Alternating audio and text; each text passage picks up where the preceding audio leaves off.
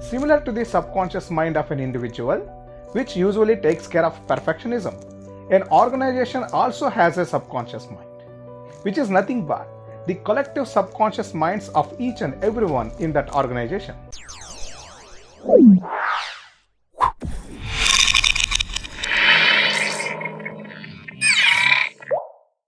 The subconscious mind of an organization, once it is formed, takes care of perfectionism and progress of many aspects of that organization during the course of many years.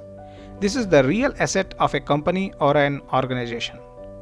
That is the reason why forming the subconscious mind of an organization at earlier stages is necessary. So, how to form the subconscious mind of an organization?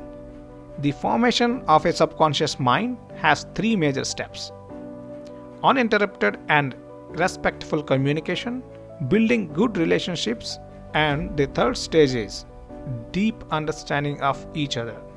Uninterrupted communication leads to building relationships between the employees.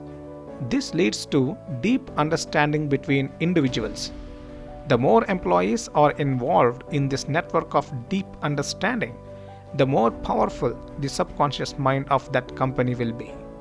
When an organization is formed, the initial core team should practice this, which later on can be extrapolated or automatically sensed and spread to the growing team and employees.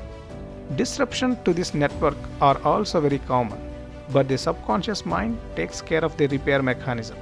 The more powerful the subconscious mind is, the less frequent the disputes occur and the faster the repairing will be. In fact, a subconscious mind is formed for every organization. Wherever a group of people work for a common purpose, there will be a subconscious mind automatically formed. But whenever the three steps mentioned earlier are poorly maintained, the subconscious mind of that organization works in a negative direction.